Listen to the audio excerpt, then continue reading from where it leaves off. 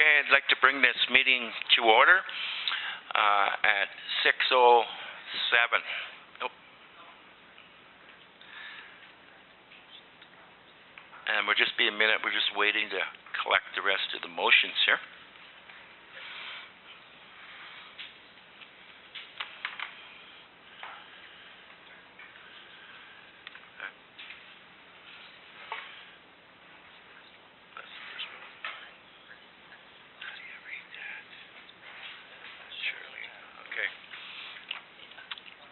Be it resolved that the Council of Township of Whitewater Region adopts the agenda for the February 17th, 2016 meeting, moved by Councillor Olmsted, seconded by Councillor Jackson. All those in favor? Carried.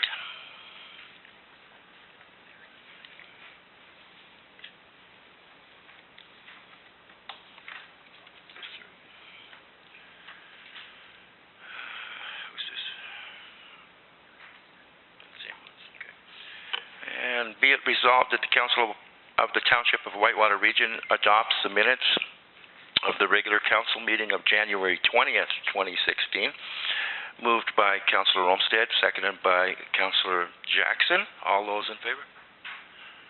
Carried.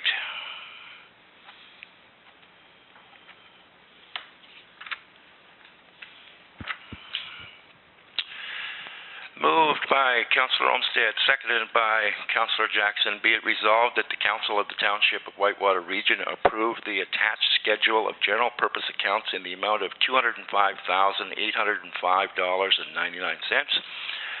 and water fund accounts in the amount of $0 for the period January 1st, 2016 to January 31st, 2016, and that the above accounts be paid. All those in favor? Carried.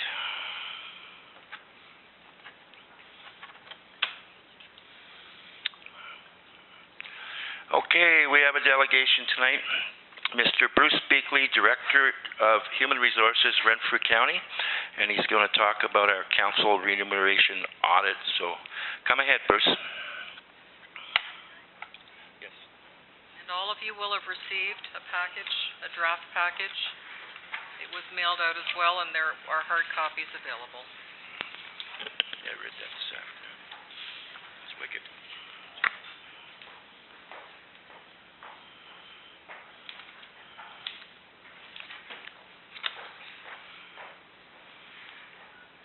Thank you on behalf of Whitewater for coming down, Bruce.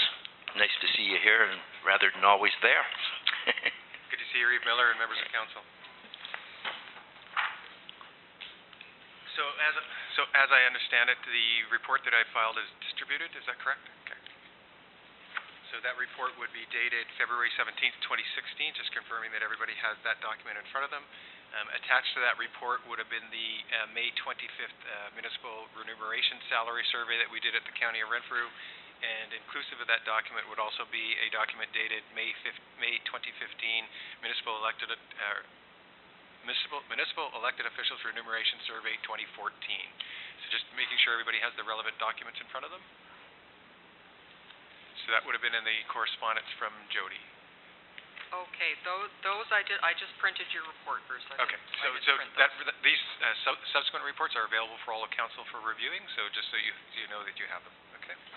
So if I could, Mr. Reeve and members of council, just as a recap, on June 29, 2015, I received direction from this council relative to council remuneration in terms of correspondence. Initially, the proposal that was put forward to this particular municipality was to strike a body and a committee to give consideration to council remuneration. As you know, we went through the process of advertising locally in the local papers and otherwise, and we were unable to get anybody to participate in that particular committee to set council remuneration. Subsequent to that, then I was requested that if I would take it upon myself, have a review of council remuneration and make several recommendations to you regarding your current practices, and that's what you're going to find in my report. Are there any questions up to that before I get into the report itself? Okay. So then, if I could, Mr. Reeve then, and members of council, turning the report dated February 17, 2016. As you'll see, the report is addressed to Mayor Johnson, who's my understanding is absent, obviously, this evening, and he'll get the report at a later time. So the initial page and the opening page in the document identifies that typically the County Renfrew does salary surveys for all of the local municipalities, and we don't do that until March of 2016. So we don't do that until all of the FIRs are filed until the end of the year by each of the individual councils. So we will have another survey going out in March, April of this year, and that will have the 2015 data in it. But what I relied upon was the 2015 surveys that had the 2014 data in it, so it's always 1 year back. Having some familiarity with most councils doing a CPI or a COLA adjustment, I could look at those numbers and adjust them by 2 to 3%. It would give me some accuracy relative to what's happened across the board for the local council. So with some confidence, I can turn to the databases that were used in 2014 and use that as a benchmark. In terms of going forward, knowing that we are going to issue reports at the County Renfrew level for council remuneration across the board for all 17 lower tier municipalities, that report will come out in April, and that's something that you may want to have a look at when it comes out at that time. So then turning to my report, the initial report just identifies the database that I've used relative to the comparators, the 17 municipalities across the County of Renfrew itself. And what I look at when I look at council remuneration, I don't look at apples to oranges, I try to look at apples to apples. So I look at not just the municipality itself and the population base, but I try to look at the services that you deliver, because it's really important to understand the services delivered by each of the municipalities so that you can do some kind of a comparison that way.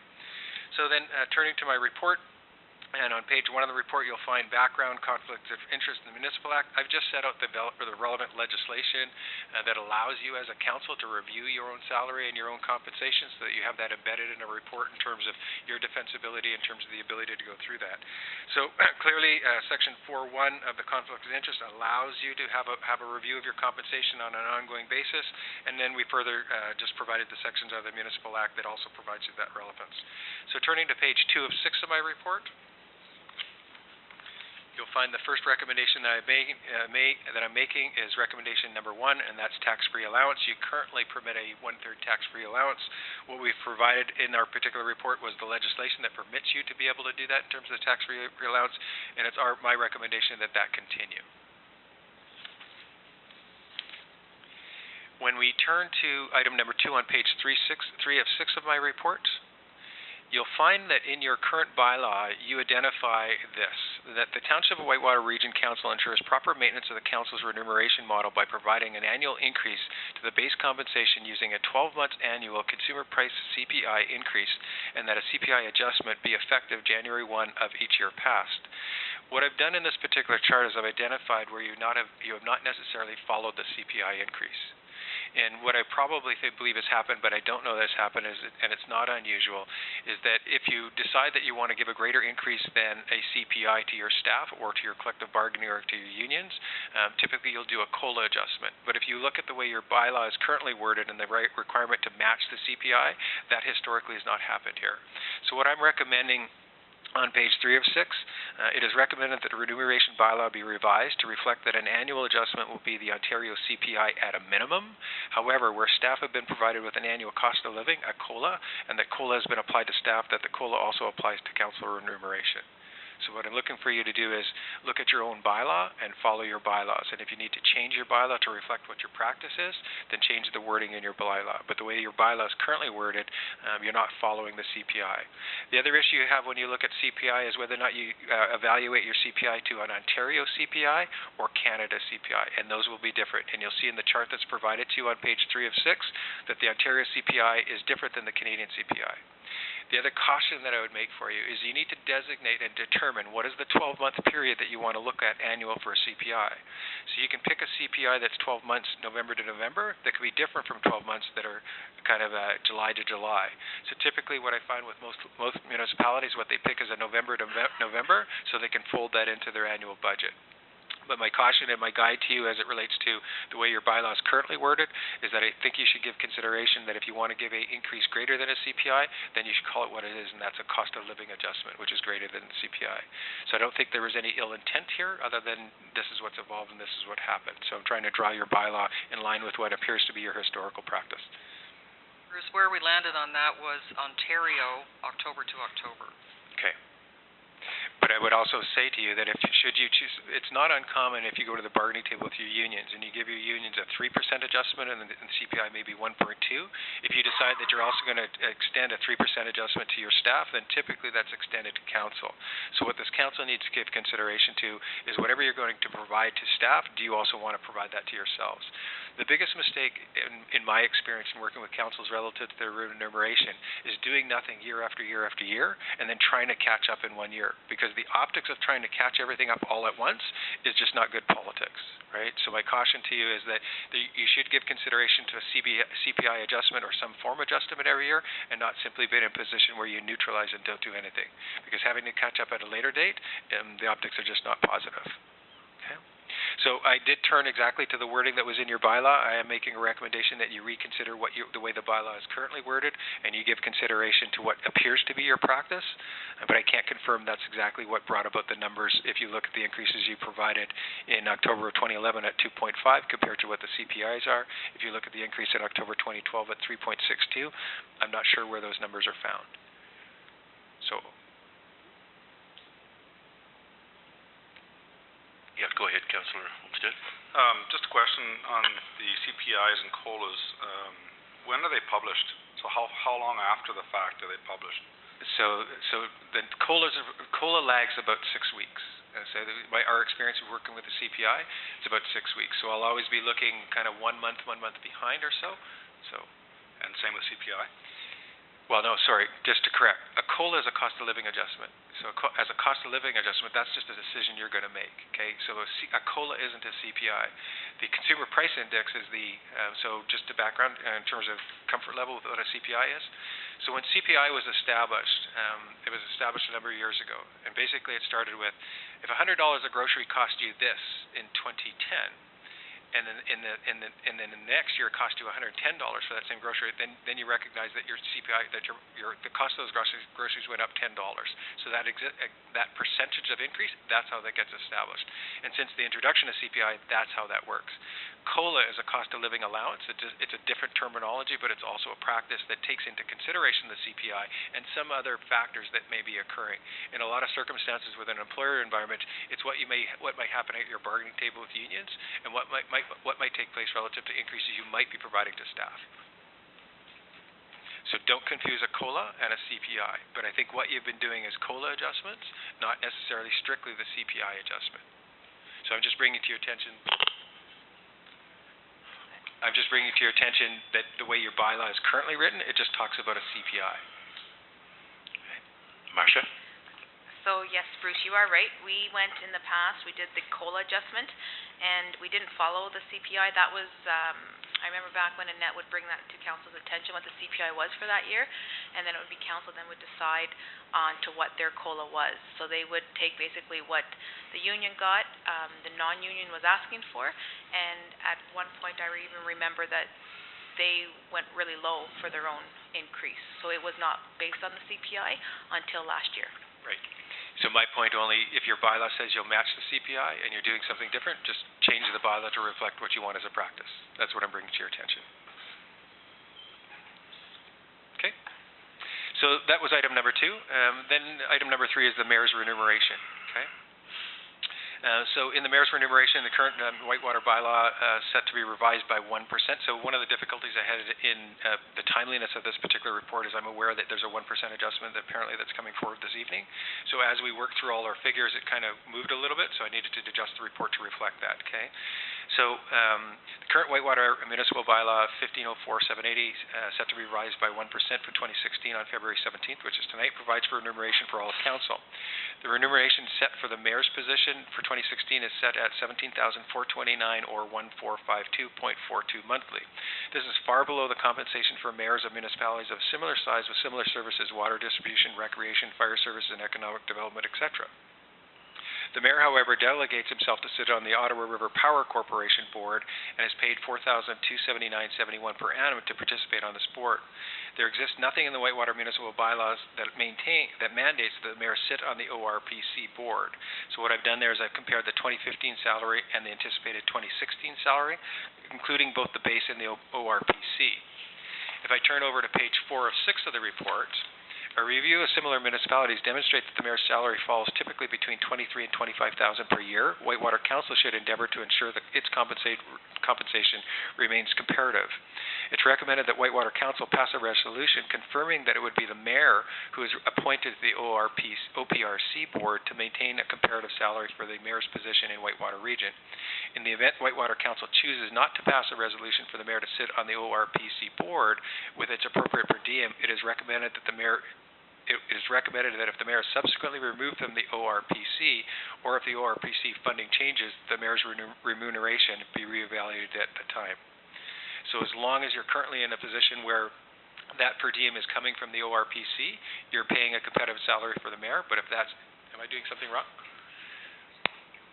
Thank you. My apologies.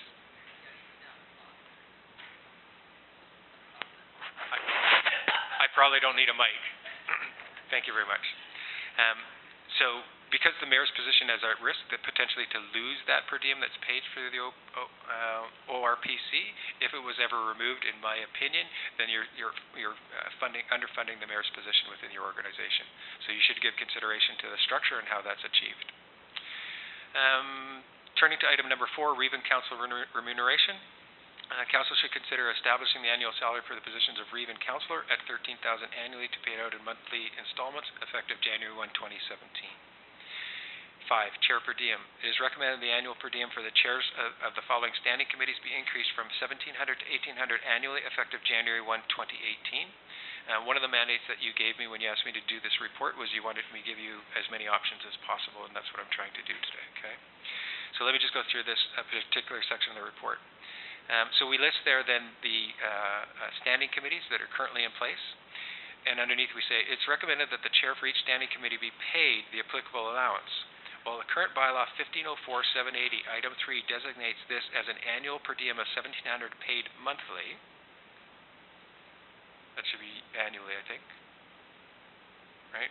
It is not your current practice, and you should pay the allowance for the chair of each standing committee or revise your bylaw to reflect only those standing committees where the allowance is paid. You have 2 councillors who serve as chairs for 2 standing committees, Councillor Jackson and Olmsted, but only pay the per diem once. So if you require in your bylaw to pay the per diem for being a chair, and somebody's a chair twice, why aren't you paying the per diem for both chairs? So once again, you're not following your own bylaw. So you either remove the committees that you're not going to pay that bylaw, or you should be paying that per diem for the chairs that are sitting on those committees. Yes. Thank you. And just to clarify for everyone, that has been past practice. Okay. Yeah. Councillor Jackson? The other thing I just wanted to bring up with regards to the OPRC, there's also the other committee that prior to Mayor Johnson sitting on the ORPC, Mayor LeBeau sat on both committees and the pay was double. So he got paid the $4,200 for the one committee and $4,200 for the other committee. And that right now, a non-member of council is sitting on that, but that could change at any time as well. So I don't know if that was ever factored in as well, but there is another board out there that does pay for a member to sit on, and the prior mayor did, and the prior mayor to that did sit on and gained that income as well. And that was never taken into consideration. So I didn't capture that in this report? No. You're correct? Yeah. Okay, but that's a point that you need to address. Okay. Councillor Olmsted? And just to clarify that the portion, the annual per diem of $1,700 paid monthly, that is the current practice. So we're not paid a lump sum. I think that's what you were referring to. Sorry, I misread that. You're correct. So we are paid monthly. Right. So just if I could clarify, when you say past practice to the CAO, it was past practice that you didn't pay the chairs twice? Is that correct? That's my understanding. Marcia, is that your understanding? Yeah. So my observation to you as a council, where in your bylaw you're identifying anybody that's a chair of the committee, you're electing or choosing not to pay them twice, and I'm not sure why. So I think it's something you either need to identify that they won't be paid twice, or you need to pay them twice because your bylaw says that chairs would be paid. For whoever's the chair of the standing committees would be paid that per diem, and you're not doing that in the cases of Councillor Jackson and Olmsted. Okay. So outside boards and committees, it's still staying on page 4 of 6. It is recommended that the mayor determine the chair of each committee on an annual basis, and this be effective January 1st of each year, and that council meet annually to determine by majority vote the councillor who will be assigned to the various boards and committees. So this is a bit of a departure from a practice point of view in terms of the way this is approached, right, for your consideration. The exception would be the ORPC as highlighted in item 2 above. So where I've identified that if you remove that funding from the mayor's salary, then the mayor would be deemed to be grossly underpaid relative to the comparatives. Okay. As an example, 2016 boards are Renfrew County Veterinarian Association, the Ottawa River Energy Solutions, Ottawa River Power Corporation, Upper Ottawa Valley CPAC, Renfrew CPAC, Pembroke Area Airport Commission, Whitewater Bromley Community Health Center, Whitewater Historical Society, and Whitewater Public Library Board. So that takes us to page 5 of 6. Number 7 is meeting per diem. Consider that in addition to the set per diems as recommended above, that for any meeting outside normally scheduled standing monthly committee meetings and meetings of council, such as ad hoc committee meetings, provincial committee appointment meetings, or other special meetings, i.e. legal requirements or otherwise, and out-of-county meetings, the following meeting per diem be applied. So over and above your annual per diems, I'm suggesting that when there are those meetings that are called, it would be $50 per half day and $100 per full day. Per diem would apply when a special meeting of council is approved by the mayor. So on average, you have X number of meetings a month. So let's say on average you had 5 meetings a month, and all of a sudden you went to 7 or 8 or 9, those additional meetings would get this per diem. That's what's being recommended. Okay. When a special meeting of council is approved by the mayor, when an official attends approved meetings for the listed boards or committees, unless a per diem is already paid by another party. So with the ad hoc committee meetings I listed just previously on page 4, 6, and 5 and 6, I'm suggesting that when people attend those, they should be getting this per diem. For each day attending approved training or meetings outside of Eastern Ontario, including travel to and from the event. When elected officials are attending approved meetings with provincial representatives, when conducting approved recruitment of senior department heads. Not suggesting in any way, shape, or form any of your department heads are departing, but usually council is involved in recruitment, and where there are recruitment meetings, you may want to give consideration as to whether or not there's additional compensation that is paid. Payment for said meetings must be approved by the mayor and the chief administrative officer, so there's a role for the CAO and the mayor to determine what is actually an official meeting as to an individual councillor calling something a meeting. Okay. Mileage rate. It is recommended that mileage be set consistent with the Canadian Federal Revenue Agency, CRA rates for all travel from an elected official's home to the municipal office or designated destination for all approved meetings. Any clarification on the definition of a meeting will be determined by the majority of council. The CRA rates currently automobile allowance rates for 2016 they just went down a penny. It went 54 cents per kilometer for the first 5,000 and 48 for everything after that. The township's current mileage rate is 50 cents per kilometer. It's important to note that as long as council members stay below 5,000 kilometers per year, there are no tax implications. However, if council members exceed 5,000 kilometers a year at a rate which is greater than those established by the CRA, then mileage becomes a taxable benefit. I would also extend your mileage rate to your staff. So if any of your staff happen to incur in additional to 5,000 kilometers a year, you've got a taxable issue. So have a look at that. Good question from Marcia here. Sorry, Bruce, can you just confirm what you believe is a half-day meeting? So do you mean that, let's say we have an extra meeting a month, a council meeting? Is that what you mean, where you would pay then the $50 or the $100? Is that? What I've outlined in Area 7 is special meetings that designated or called by the mayor.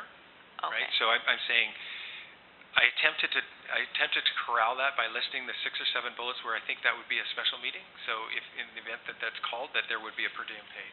Okay. Now, do you have a detail of what you would consider half day? Kind of like how many hours? Would it be 3 hours or 4? I would be able, so relying on the county historically, when we used to have that as a model, anything under 4 hours was considered half a day. Okay. Right? Thank you.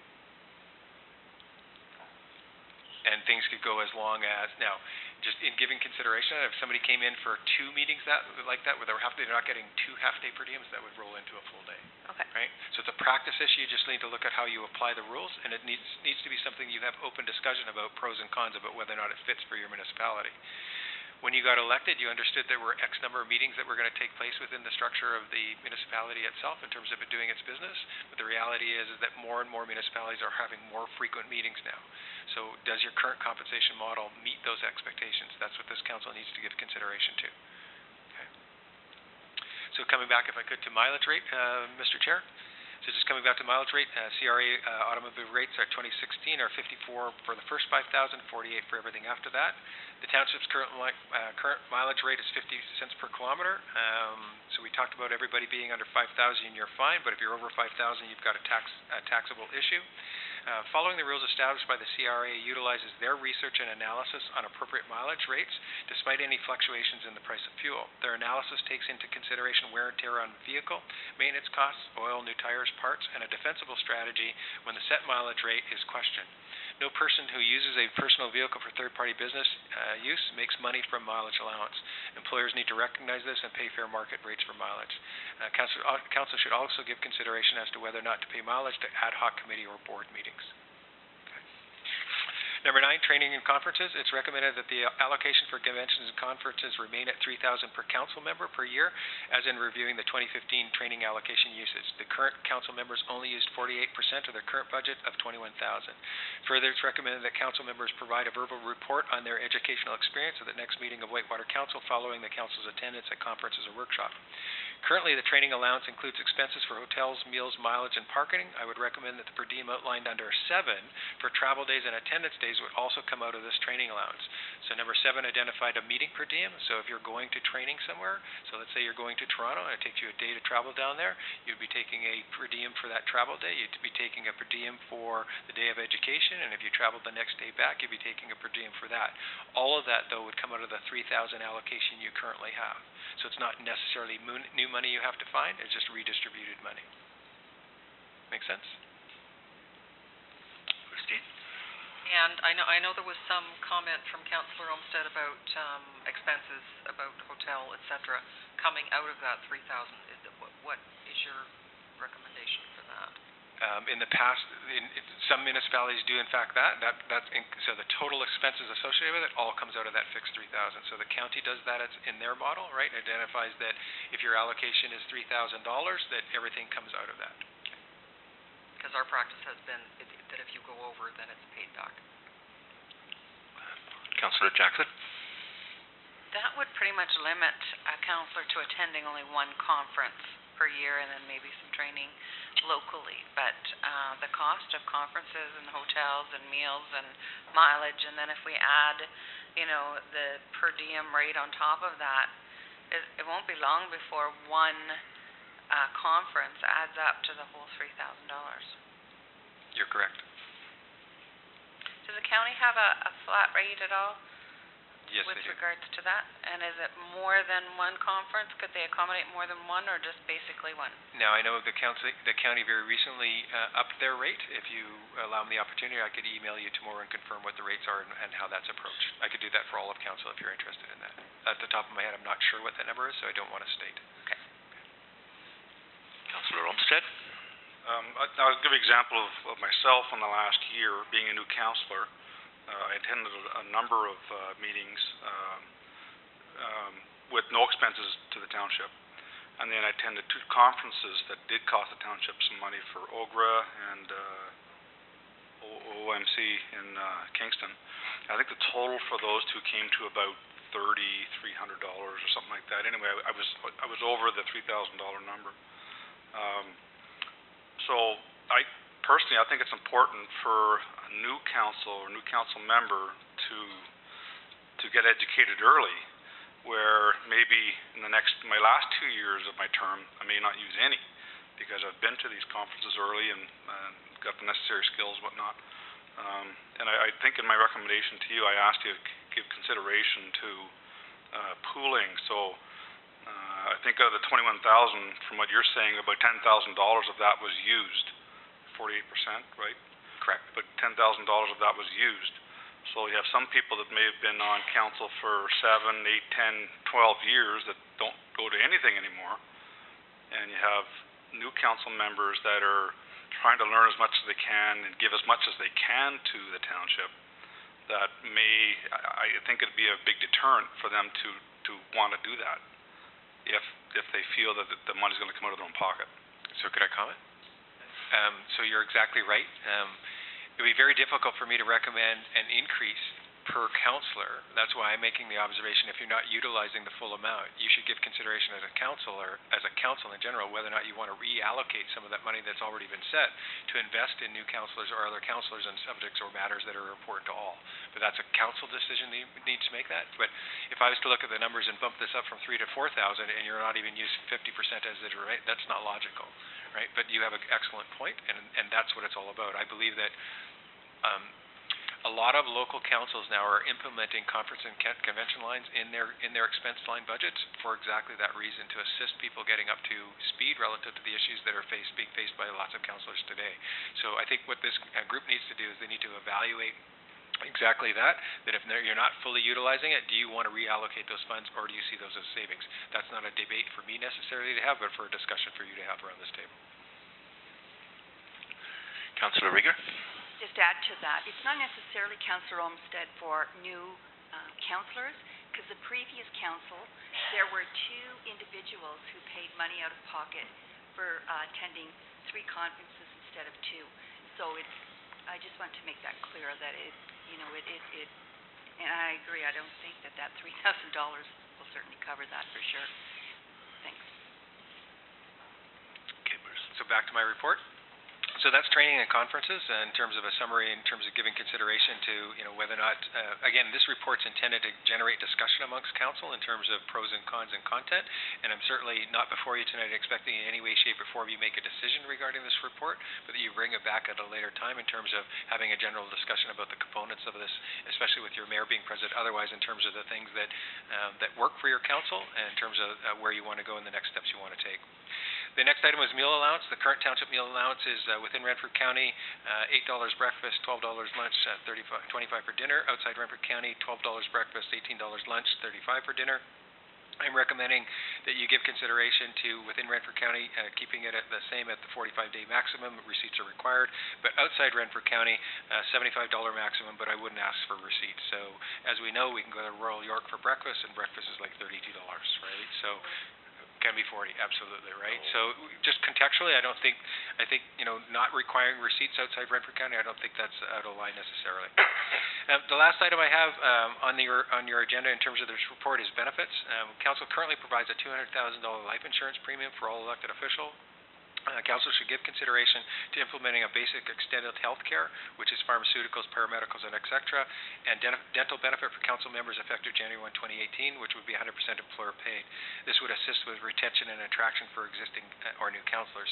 The reality is, in our communities, there are a lot of people that are self-employed that don't have benefit plans and that safety net that's provided. And of all the things that are before you relative to the proposals, to me, that's one of the things that's kind of near and dear to my heart. That's kind of really important for individuals to give consideration to setting at council. So, Mr. Chair and members of committee, that's my report. I'm available to respond to any questions you may have while I'm still here. Okay, thank you, Bruce. Anybody with any questions? Councillor Mackay. If we go to a conference, does that mean we're eligible for the $100 per day? Is that considered a meeting? Yes. And the driving? Yes. Okay. That's what I'm recommending. Any others? Councillor Olmsted. Thanks for the report. I think it was an excellent, detailed report. I think we all had lots of questions and answers and discussions, but I think this brings together a lot of what we were thinking, so thank you very much. So I just want to recognize the assistance of the CAO and the Deputy CAO in assisting me in getting the background data that was required to be able to put this together. Christine? I'd also like to thank you, Bruce. I think you did an excellent job, and I'd like to recommend to council that perhaps you sit with this information for a while, and then we'll bring it back to a committee meeting for full discussion, if that works for you. Okay. No, yes. Okay, I think we're good here then, Bruce, and on behalf of Whitewater, we all thank you for your efforts. Thank you.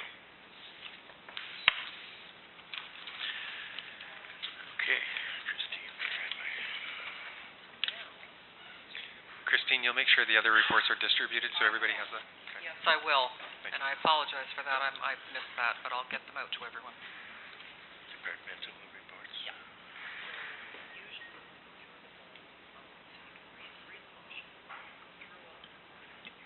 You can find them in here, they're not here? Or are they here? Yeah, here they are. You don't want me to read them though? No. Just ask questions.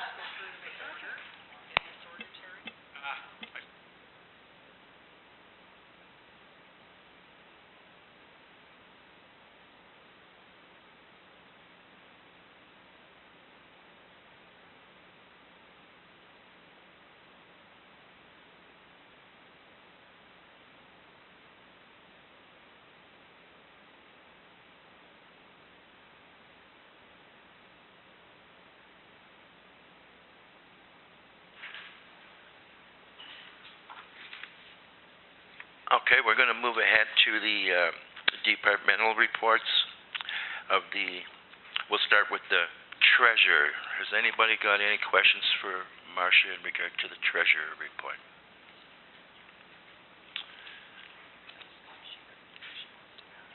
Marcia, have you anything that you'd like to add to the report? No, I don't.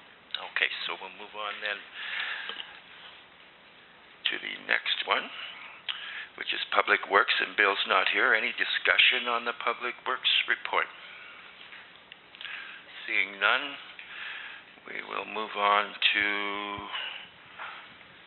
the Building Department. Any questions for Doug on the Building Department? Thanks, Bruce. Doug, have you anything to say on that? Not at this time. Okay, thank you. Environmental Services, Steve's not here. Any comments on this? Kathy, or Councillor Kathy? Just a quick observation. I notice we're about to order the yellow bags again, and it seems every time we order those, they're getting flimsier, or is it just me? I've had complaints about them, and I'm just wondering if they're coming from the same manufacturer. Christine? Yeah, they are coming from the same manufacturer, and ironically, I brought that up last year to Steve as well when a bag burst full of and left kitty litter all over my driveway, which wasn't much fun. He did contact the manufacturer. They claim that it's the same mill bag, that it hasn't changed. They look thinner to me, so I think maybe we'll address that one more time. Of course, they're going to say the bag is the same. So we can certainly look into that. Thank you, because I don't think they are. Thanks. Councillor Jackson? Is there ever any report from the garbage collection at how many households they actually pick up? Because I don't see a whole lot of yellow bags out at any point in time. Perhaps further out, further away from the waste disposal site, there might be. But certainly in our neighborhood, if I see one yellow bag a month, or maybe even less than that, there's not many out. They take the garbage in to the dump. There certainly are a lot in Cobden, but I can get those stats from Steve. I'll ask him to do a report if for they the next actually committee. Say how many bags they pick up or how many households are putting bags out, because doesn't seem to be a lot. We would know a bit about that through the sales of them historically, would we not? We're obviously not paying for them and not using them, so you'd have some of that data. Yeah, Steve is always very well organized when it comes to data collection, so I will ask him to draft a report of that nature. Okay. Councillor Olmsted. Just further to Councillor Rager's point, it may be time to look at opening that tender up. I don't know how long we've been with the same supplier, but it may be time to look at another decent supplier. Okay. Councillor Jackson. Or maybe go to a different way of doing the collection rather than a yellow bag. And rather than purchasing, I know in other municipalities, they charge so much on the tax rate, above and beyond the tax rate, charge a flat fee to each individual household, and you're allowed so many bags to be put out. And there is a weight limit, and there is, how many you can put out to, and they have to be so many pounds and doesn't necessarily have to be a yellow bag with a W on it.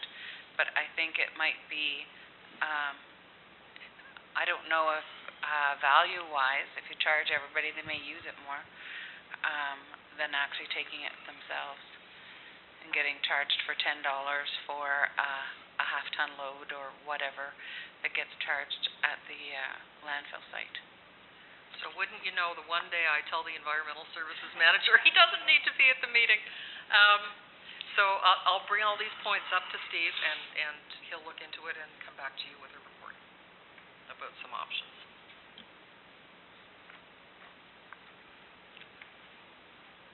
Okay, moving on, we're going for the fire department. Wayne's here. Any questions for Wayne? Chief Hebner, I mean. Wayne, you got anything to say? Not at this time. Not this time. Okay, and then there's the reef. Anybody, anything to say about the reef? Good. Okay, moving on.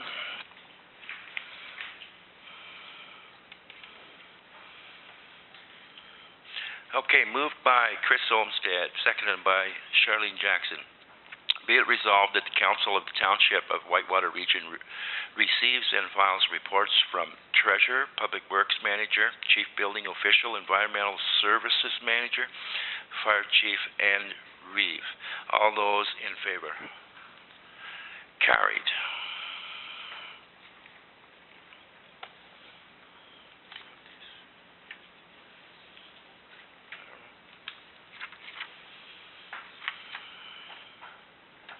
Councillor Olmsted.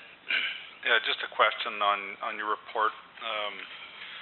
The last paragraph in there, referring the Minister of Municipal Affairs and Housing, and that they're procuring a third-party service to conduct one-on-one conversations with municipalities. I would think that we would be very interested in that as it pertains to the official plan that we're looking at. So can we really keep a close eye on that?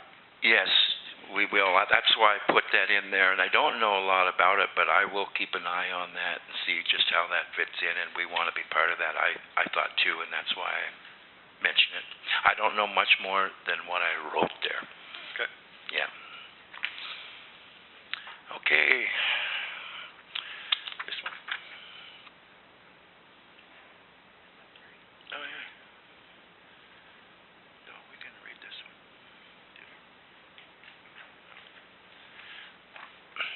Okay, moved by Charlene Jackson, seconded by Chris Olmsted.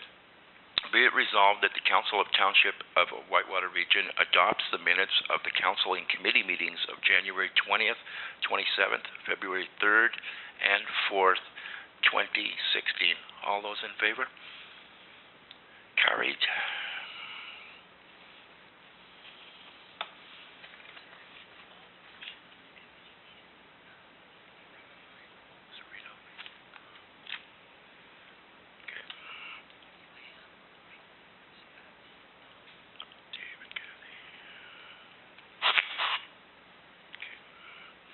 Okay, moved by Dave Mackay, seconded by Kathy Rieger. Be it resolved that the Corporate Services Committee of the Township of Whitewater Region recommends that Council adopt the revised 2016-2019 strategic plan as amended. All those in favor? It's carried.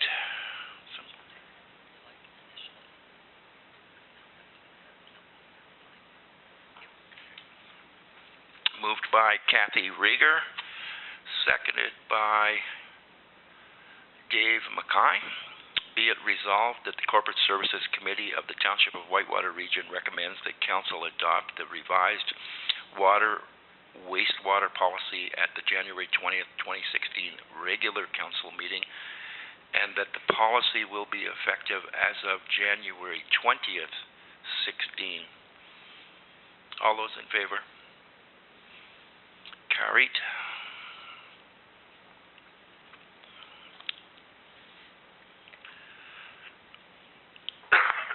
Excuse me. Moved by Kathy Rieger, seconded by Dave Mackay. Be it resolved that the Corporate Services Committee of the Township of Whitewater Region recommends that Council support the Legion's 3rd Annual Military Service Recognition Book project by purchasing a business card space for $325. 20,000 copies will be released in September of 2016. All those in favor? It's carried.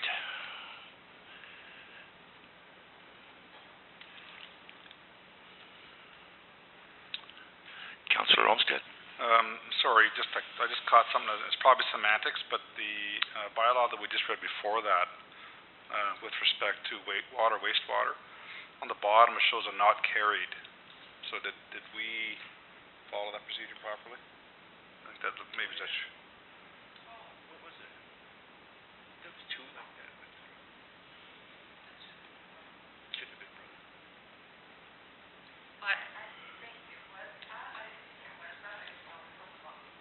No, I didn't notice think either. it was passed, I didn't notice at the bottom, but we have not been bringing the ones forward Yes. that were not passed at council. Yep, no, that I will remove then, and it will not go in the That minutes committee because it was not carried. We had an amendment that you didn't agree with, so, yeah, I apologize, that is not very... Was there? No, that was it. said carried, I see that now. Okay. So Thank you, we'll move on. good catch. Okay, moved by Charlene Jackson, seconded by Darrell McLaughlin. Be it resolved that the Protective Services Committee of the Township of Whitewater Region receives and files the OPP 2014 to 2016 Strategic Plan. All those in favor? It's carried.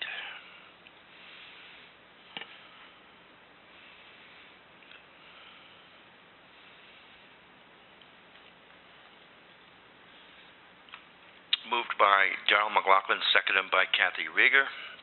Be it resolved that the Public Works Committee of the Township of Whitewater Region recommends Council that the Public Works Manager be directed to do winter maintenance, plowing, salt, sand on Low Court as requested by John Varigan. All those in favor? Yeah, you can, those are the original movers and seconders. You're ratifying this vote, so I think it stands. All those in favor? It's carried.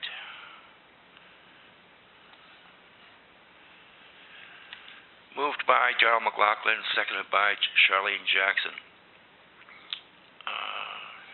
Be it resolved that the Public Works Committee of the Township of Whitewater Region recommends that the intersection of Gore Line, La Passe Road, Harry Gervais Street, and Lacroix Bay Road have 2 more stop signs installed to make this a 4-way intersection. It's a recommendation to County Council.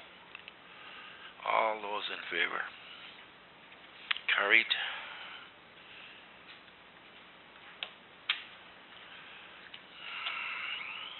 Okay, moved by Darrell McLaughlin, seconded by Charlene Jackson. Be it resolved that the Public Works Committee of the Township of Whitewater Region recommends that Council that Terry O'Malley be hired as the Township Mechanic. All those in favor? Carried.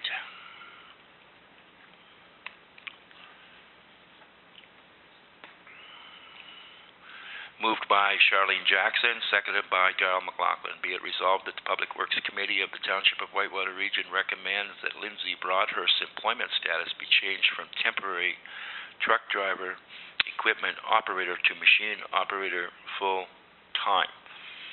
All those in favor? Carried.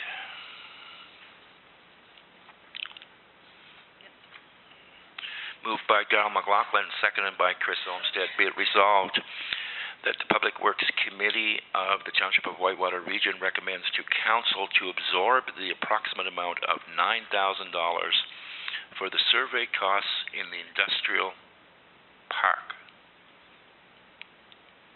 All those in favor? Carried.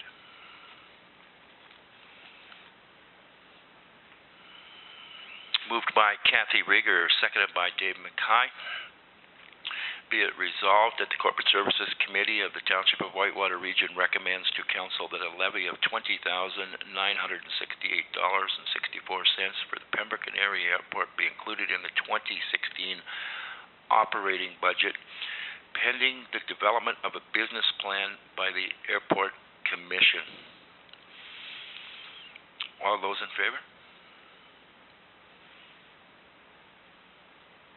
Carried.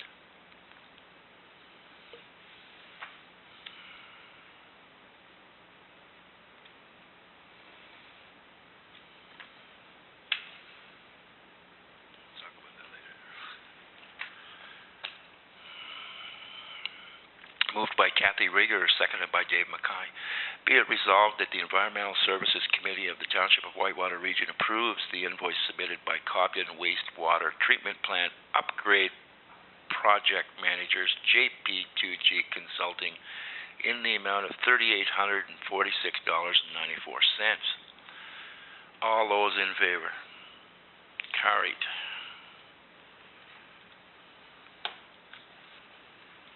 Moved by Darrell McLaughlin, seconded by Charlene Jackson. Be it resolved that the Public Works Committee of the Township of Whitewater Region recommends to Council that staff be directed to improve the ditch to upgrade the drainage around the Westmeath Community Center as requested by the Westmeath District Recreation Association. All those in favor? Carried.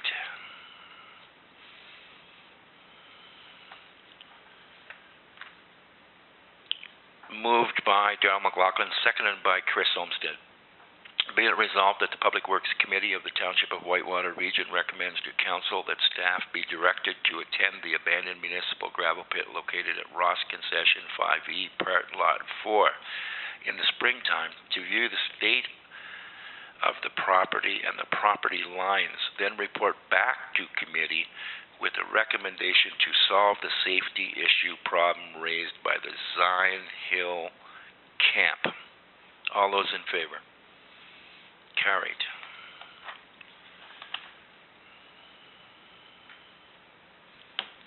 And that's that.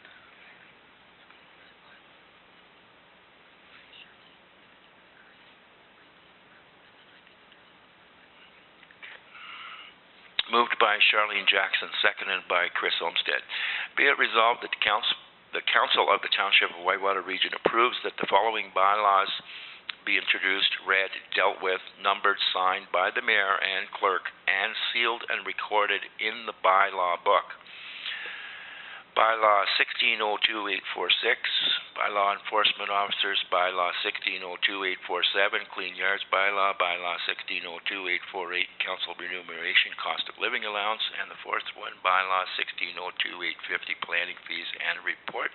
And I will give it to Christine to explain. Okay, thank you. So the first one is an amendment to our bylaw enforcement bylaw, and all it does is add the employees over and above James McBain, and they're listed there in the bylaw 2, 3, 4, 5, and 6. So it's just an amendment to make it more complete. Okay, have we got discussion on that? Anybody? Councillor Olmsted, please. So are the people listed from number 2 to number 5 employed by Mr. McBain's company? Correct. I have a question too. Do all these people are or have to be sworn in to be bylaw officers or whatever?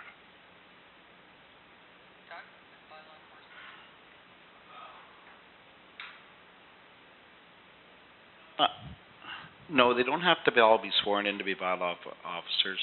I think that they're appointed by bylaw here now. Mr. McBain's company was appointed by a motion of council as before. So what I've been understand from our lawyers that we're doing it the proper way. Okay, any further discussion? Okay, we'll move on. So the next bylaw, we can sign all these later. The next bylaw is, was presented to you in draft form on January 20th, I believe, regarding clean yards, and Mr. McBain had requested, so this is just, there's no changes to what he presented to you. And we wanted to get it passed now so that come springtime with the melt, when there are yard issues, we have our bylaw in place. Discussion? Councillor Jackson. Well, I just noticed on the bylaw, it has Terry Miller Deputy Reeve, and it should be Terry Miller Reeve.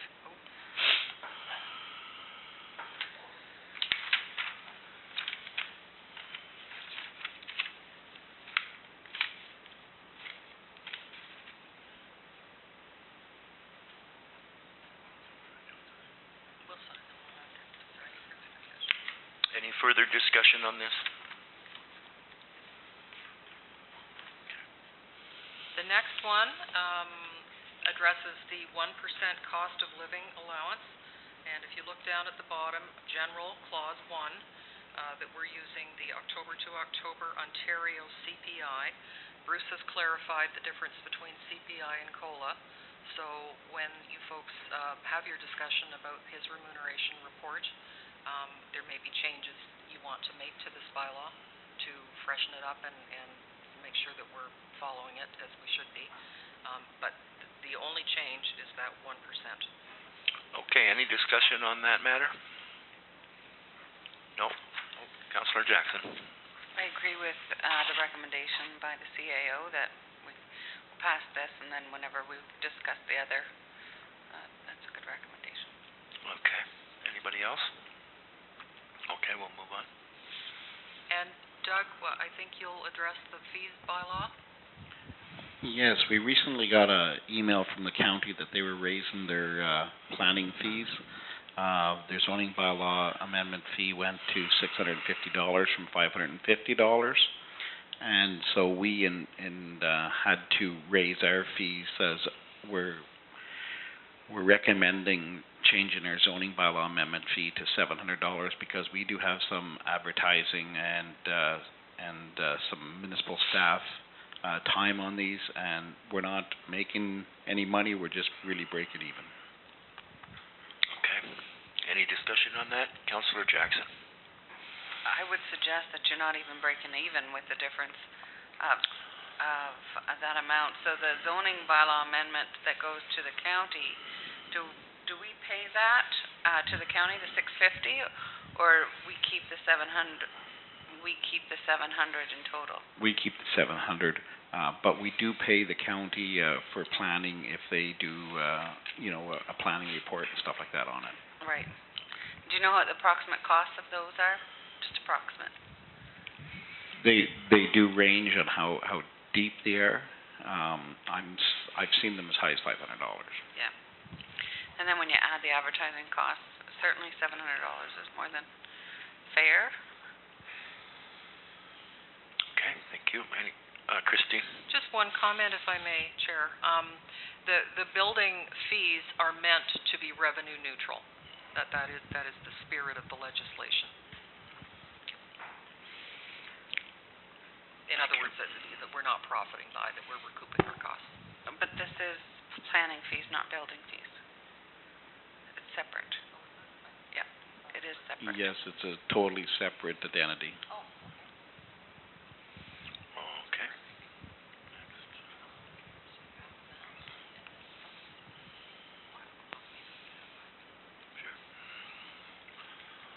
Okay, moved by Charlene Jackson, seconded by Chris Olmsted. Be it resolved that the Council of the Township of Whitewater Region approves that the following bylaws be introduced, read, dealt with, numbered, signed by the mayor and clerk, and sealed and recorded in the bylaw book.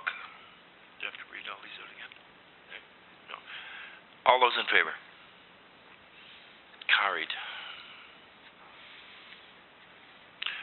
Okay, at this time, we're going to take a 5-minute break. Some people here have been going from 5 o'clock, since 5 o'clock, I'm told. Did I miss something earlier? So we're gonna take 5 minutes in a minute.